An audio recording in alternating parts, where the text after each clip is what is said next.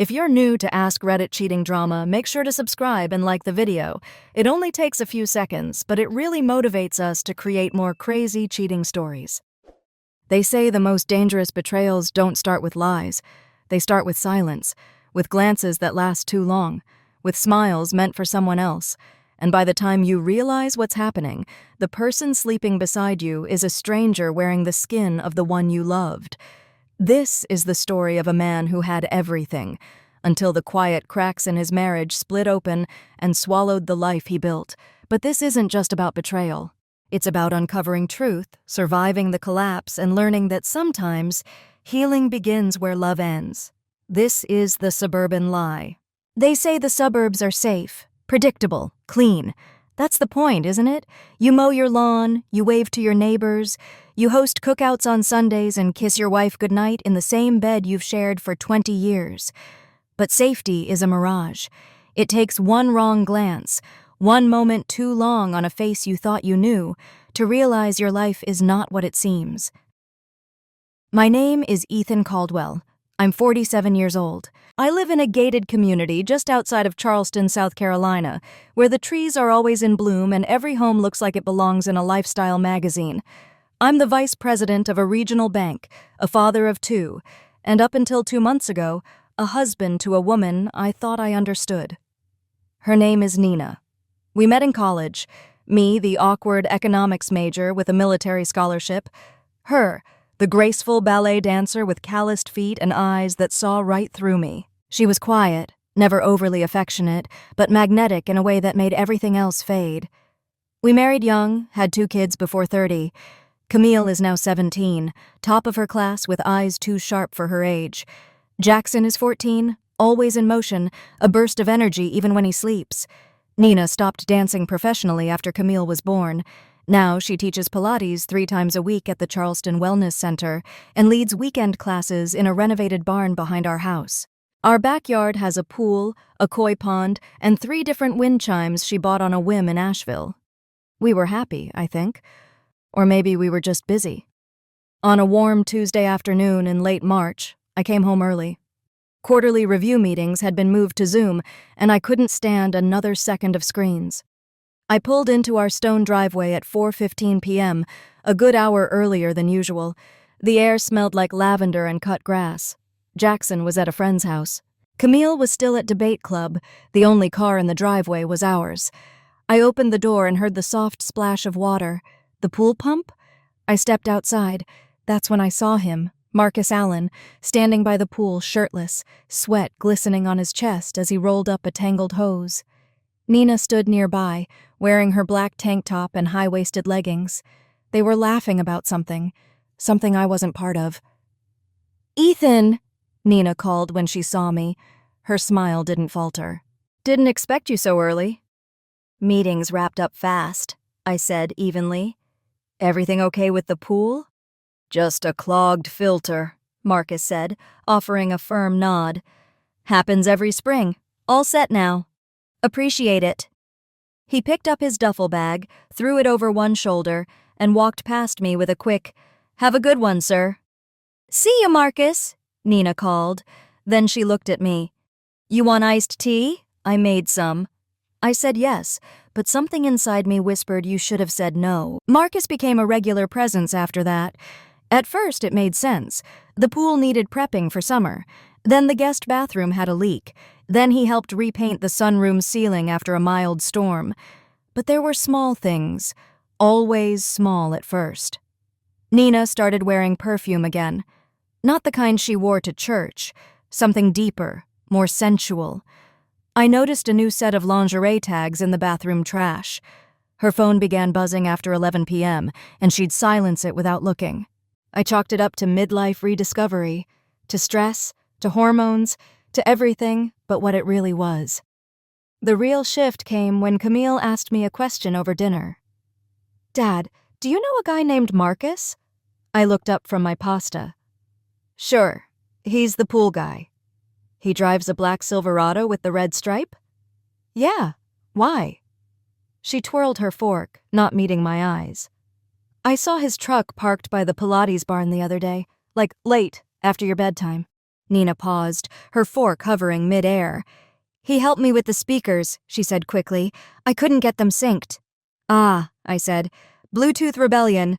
She laughed, but it was half a second too delayed. Camille didn't push, but her eyes flickered between the two of us. She noticed everything. She always had. I started paying closer attention, not obsessively, just watching, listening. Nina's schedule didn't change drastically, but the texture of her days felt slicker, polished in ways they hadn't been before. She seemed lighter, not happier, just less tethered. She stopped asking if I wanted seconds at dinner, stopped falling asleep on my chest during movie nights. There was a gentleness missing from her that I couldn't name, but I felt it like a phantom limb. One night, I watched her from the hallway as she folded towels in the laundry room. She was humming, low and sultry, a tune I didn't recognize. Her hips swayed with each movement, completely unaware that I was there. It felt like watching a stranger try on my wife's skin. I spoke with one of the neighbors, Denise, from 3 doors down. She mentioned casually over coffee that Marcus gets around, that he's a bit of a flirt. "Not that I blame the women," she added with a smirk. "The man could sell heat to the sun." I laughed politely, but inside, the walls shifted again. The moment that truly unmoored me came 2 weeks later. I found Nina's phone in the laundry basket. She never left it unattended. I didn't touch it. I didn't unlock it. I just stared. Because on the screen was a text preview. "Marcus, that thing you did with your mouth today? Dangerous." My throat went dry. Nina came around the corner, towel in hand. "Oh, forgot my phone," she said, snatching it up with practiced casualness. "You okay?" "Yeah," I lied. "Heading to Pilates. Don't wait up." She kissed me on the cheek. Her lips were warm. Her breath smelled like cinnamon. And then she was gone. I didn't confront her. I didn't yell. I just stood in the hallway listening to the silence. I had built a life on control, on honor, on doing the right thing, even when it cost me. But now the thing I had to control was my need to scream. I opened my laptop that night, typed 6 simple words into Google, "Private Investigator Charleston Discreet Affair," and that's when everything began. I always thought cheating came with neon signs, lipstick on the collar, perfume that wasn't yours, lies so clumsy they tripped over themselves. But when it's someone you love, the signs don't flash. They whisper. And it's terrifying how easy it is to ignore a whisper. After that text from Marcus, I didn't sleep. I lay in the dark, staring at the ceiling fan turning above me like a slow-motion blade. Nina slept beside me, undisturbed. Her hand occasionally drifted over to touch my chest out of habit, as if her body still remembered loving me even if her heart had forgotten. By morning, I had made a decision. I wasn't going to confront her. Not yet. I needed clarity, proof. Not only because I'm a man who lives by logic, but because if she truly had betrayed me, I didn't want her to spin it into something else. I didn't want the truth diluted by tears or half-lies wrapped in guilt. So I started with a name, Reuben Maynard. Ex-cop, now private investigator, Charleston-based, clean track record, a friend of a friend. I called his office at 9:00 a.m. sharp. "You looking for your wife?" Reuben said, skipping any pleasantries. "Or proof?" "Both. Then I'll need access to your calendar, hers, the property, car make, phone model, security footage if you've got it." "Discretion? I don't get paid to make noise, Mr. Caldwell. I get paid to find cracks." And cracks, it turned out, were everywhere. Marcus Allen, 34 years old, born in Georgia, moved to Charleston 4 years ago. No criminal record, but Reuben flagged him almost immediately as problematic. "He's charming, I'll give him that," Reuben said when we met in a parking lot behind a donut shop. Women call him the pool guy, but his real hustle is women in wealthy zip codes. He knows how to sniff out loneliness. He's got 3 exes who all paid for things in cash so their husbands wouldn't see. He handed me a folder with surveillance images. Marcus at a gym with a 50-something woman in tennis gear. Marcus having dinner with another client at a low-lit steakhouse. Marcus carrying an overnight bag out of a house with a for sale sign planted in the front yard, and Marcus 3 days prior entering our Pilates barn. At 10:47 p.m., I studied the image in the folder. Marcus's hand on the doorframe, his head turned slightly as if he knew the camera was there. A hint of a grin playing at the corner of his mouth, a predator posing as a helper. But this wasn't just about him. This was about her, Nina. Why was she letting this man into our home at night? Why was she texting him about dangerous mouths and hiding her phone? Why did she hum when she folded laundry? And why, despite everything, did my heart still ache when she smiled at me over coffee, like nothing was wrong? Camille grew quieter that week. I caught her staring at Nina more than once, while Nina cooked, while Nina checked herself in the hallway mirror, while Nina left the room when her phone buzzed. "Cam?" I asked one night while driving her home from her part-time tutoring job. "Everything okay at school?" "Fine." She stared out the window. "Something bothering you?" She hesitated. Then, "Do you ever feel like people pretend more than they live?" I glanced over, surprised. "What do you mean?" "Mom, she's different lately. Like she's playing a role she doesn't believe in anymore, but doesn't know how to stop." I didn't know what to say, so I said nothing. Sometimes silence is the safest lie. The next day, Marcus showed up again. He wasn't scheduled for anything. He knocked on the back door while I was working from home. Nina answered in a loose blouse and yoga shorts. They talked for a moment. She laughed at something he said. He handed her something wrapped in a towel. She pulled it open, a bottle of wine, then playfully pushed him on the chest. He touched her wrist, just for a second. I took a picture through the blinds, then I sent it to Ruben. That night, Nina said she was going to meet Allison from her Pilates class for a quick dinner. I nodded, said nothing. I called Allison's number 20 minutes later. "Oh, Nina? No, I haven't seen her this week. We were supposed to do brunch Saturday." The lie settled in like a tumor. When Nina came home 2 hours later, she had a pink flush on her cheeks. She smelled like mint and sandalwood. "I missed you," she whispered, brushing her fingers against my wrist. I held her hand. It felt like holding a loaded gun with the safety off. The next day, Ruben called. "We've got a pattern." He forwarded me a spreadsheet, dates, times, GPS markers, Marcus's truck. It aligned with Nina's extra Pilates hours, errands, and walks. They meet in short bursts, 30 minutes. 45, usually at vacant listings or her studio, once at the Holiday Inn off Route 7. I felt like vomiting. She uses the back entrance, changes clothes in the studio bathroom.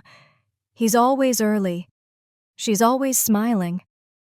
And still, when she came home, she curled beside me like nothing had happened. That weekend, Nina planned a family barbecue. She wore a sundress, chopped herbs in the kitchen, set the table with our monogrammed linens. She hugged Jackson tight and asked Camille about college essays. She kissed me on the mouth with a smile, and I smiled back, because sometimes you have to match a lie with a lie just to survive the performance. Sunday night, after everyone went to bed, I opened my laptop and created a folder. Caldwell, 0427. Inside it, all the images, time logs, and notes. A second folder for legal matters, separation steps, financial division plans, school custody agreements. I wasn't going to lose my kids. I wasn't going to lose my self-respect, and I wasn't going to let Marcus Allen walk away untouched. "He's not the problem," Ruben had warned earlier. "Your wife opened the door, he just walked through it." But he didn't close it behind him, and that was a mistake. The cracks weren't whispers anymore, they were fault lines. Camille could sense it. Jackson started asking why Mom was always busy. The house grew colder, the air heavier, the marriage quieter. I wasn't sure what I'd find next, but I knew I wasn't done digging. The magnolia tree in our front yard bloomed early this year. The blossoms were thick, fragrant, heavy with white. They smelled like every spring before this one, like wedding seasons and backyard brunches and promise.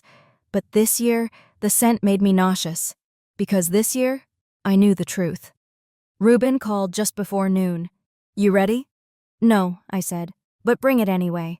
He met me in the back lot of a construction site on Dorchester Road. Neutral ground, no familiar faces. He handed me a thick envelope, a flash drive, and a small sealed bag with a digital recorder inside. "All legal," he reminded me.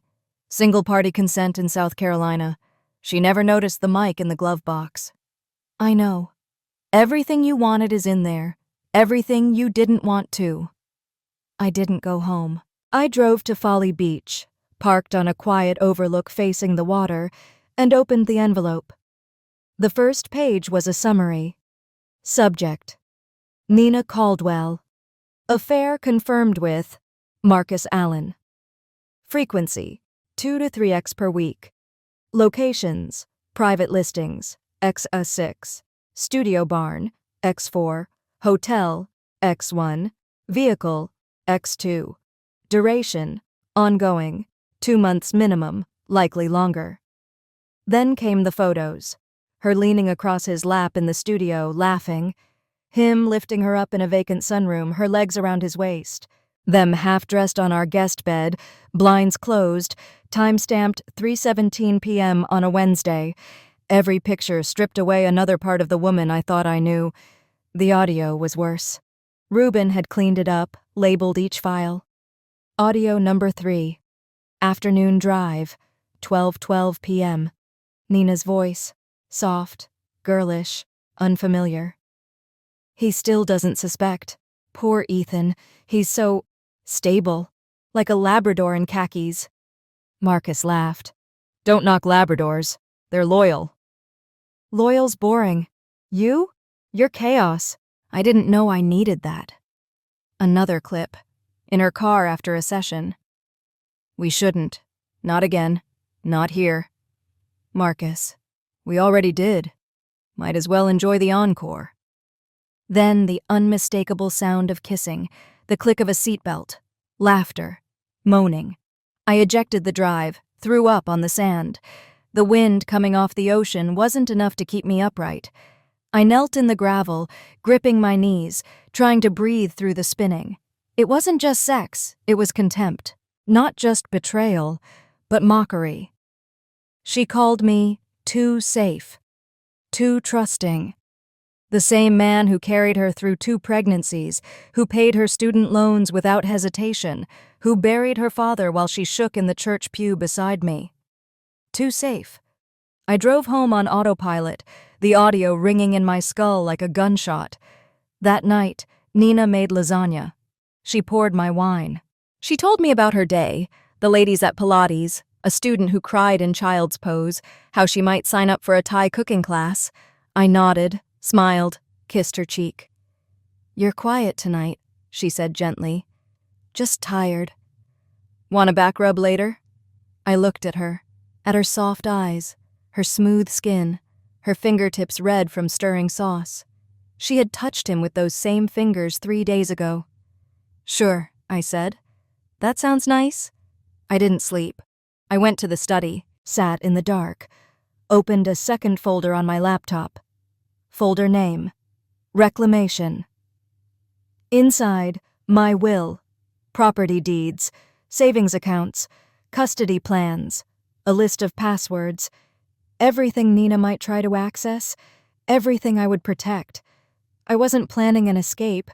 I was planning a surgical extraction of my dignity, my freedom, and the love I'd buried with our vows.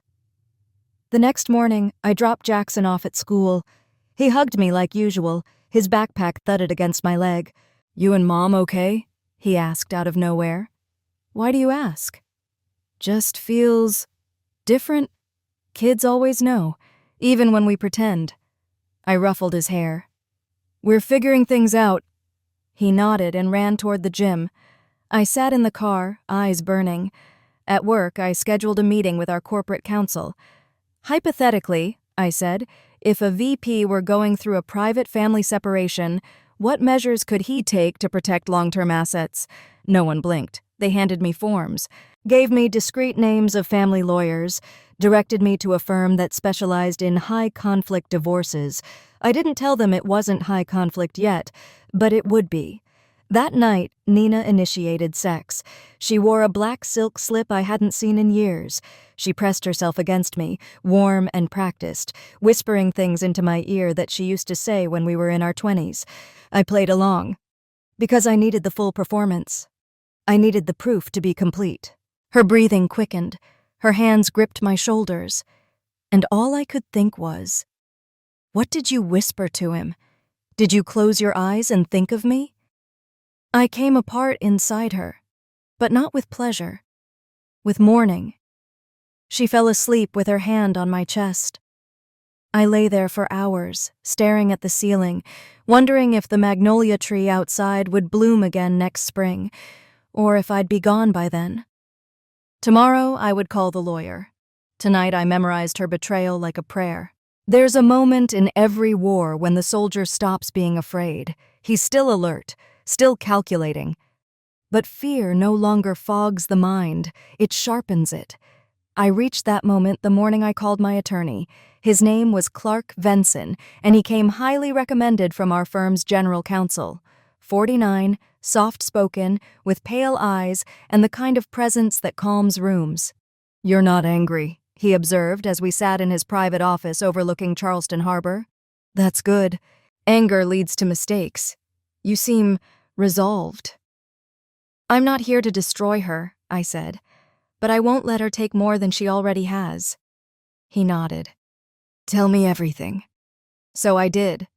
By the end of our session, I had a draft separation agreement that protected 70% of our assets under legal premarital clauses, custody prioritization plans built around Camille's college transition and Jackson's educational stability, a court-admissible copy of Rubin's investigative files, sealed and time-stamped.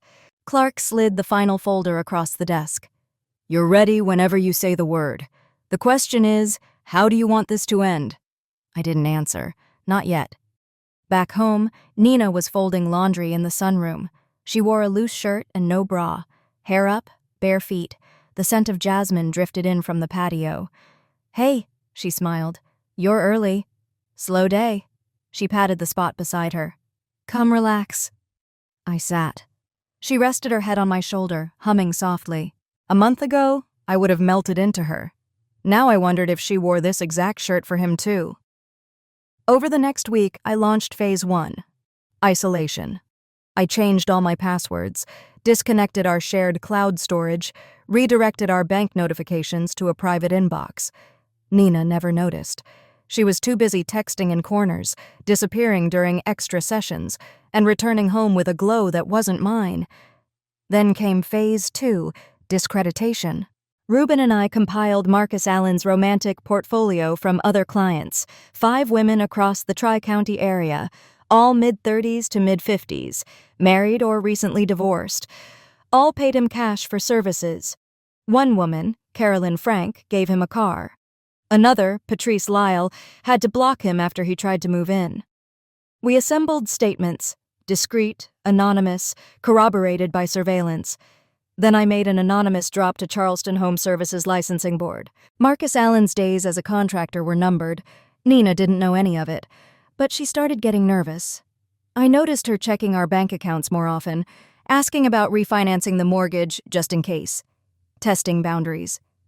"Do you think we should do a couples retreat sometime?" she asked one night over dinner. "You know, for reconnection?" I smiled. "Sure," I said. "Let's reconnect." She looked relieved. She thought I was buying it, but the trap was already closing. Camille asked to talk. We went for a walk near the marshlands, a route we used to take when she was 10. "You and Mom, it's getting worse, isn't it?" "Yes."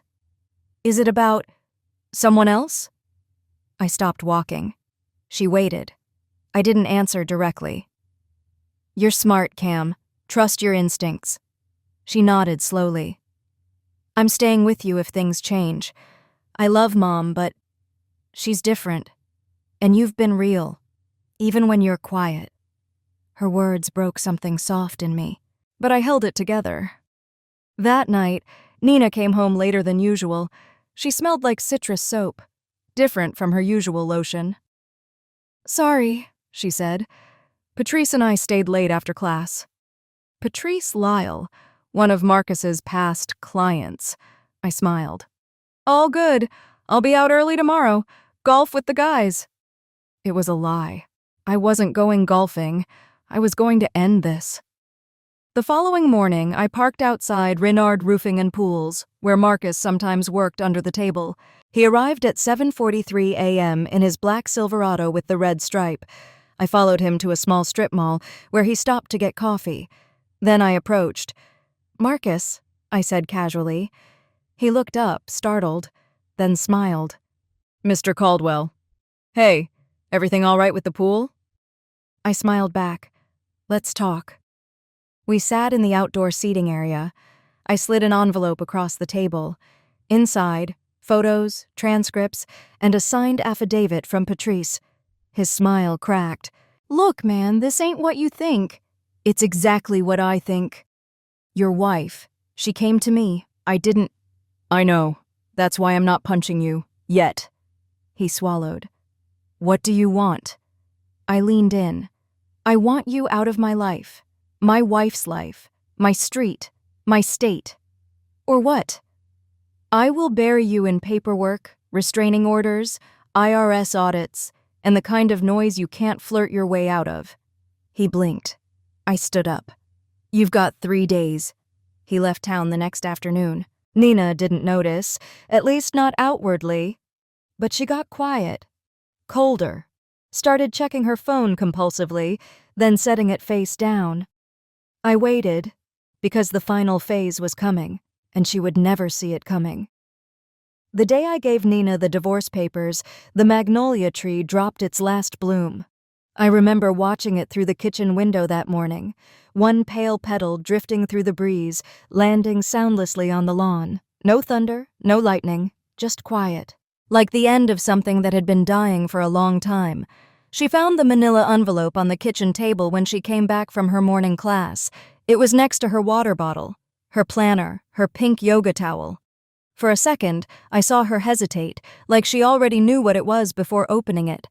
She didn't say a word, just read. When she finished, she looked up at me across the island. Her face was unreadable. No tears, no anger. Just vacancy. "So that's it?" she asked. "That's it." "You won't even talk about it?" "There's nothing left to talk about." "I made a mistake." "It wasn't a mistake. It was a decision." She came around the island slowly, as if approaching a wounded animal. "I miss you," she whispered. "I miss what we had." "What we had is dead, Nina." "Can't we rebuild it?" "No." "Why not?" I looked her in the eye. "Because I saw the way you smiled at him, and I haven't seen you smile at me like that in 5 years. Her face cracked then, not dramatically, just a small tremble in the lower lip, a flutter of breath she didn't mean to let out. "I didn't want to stop loving you," she said. "I just forgot how." "I know. Is there someone else?" "No, there doesn't need to be." We sat at the breakfast table in silence. 2 people who had once promised forever, now dividing furniture and bank accounts and the ashes of a dream. "I didn't hate you," she said, voice cracking. "You didn't love me enough to stay," I replied. "I was lonely. So was I. But I didn't sleep with the person who cleaned our pool." Her face flushed with shame. And something else. Recognition. That night, Camille knocked on my study door. She didn't say a word, just handed me a mug of tea and sat on the edge of the couch. "She told us," she said softly. "About the divorce." I nodded. "Are you okay?" "No, but I will be." "Good." Silence, then, "I picked you, you know, from the beginning. I knew she was hiding something. You don't have to pick, but I did. She lied. You didn't." The next morning, Jackson asked me if the divorce meant he had to move schools. "No," I said gently. "You'll stay here. You'll stay with me most days, and visit Mom whenever you want." He nodded, but didn't meet my eyes. "Is she leaving because of me?" My heart cracked in a way it hadn't even for Nina. "No," I said firmly. "This has nothing to do with you." A week later, Nina moved into a small rental 5 blocks away, close enough for the kids, far enough for space. She didn't fight me on custody, or money, or property. I think some part of her knew she'd already lost the most important things. I spent that first weekend alone at home. I repainted the guest room, threw away the silk lingerie she'd left behind, scrubbed the kitchen until it smelled like lemon and bleach instead of cinnamon and wine. I found myself standing by the magnolia tree, staring at the base of the trunk, wondering when the rot had started, and why neither of us noticed. Then came the envelope, handwritten. No return address, just my name on the front. I opened it to find a letter from Nina.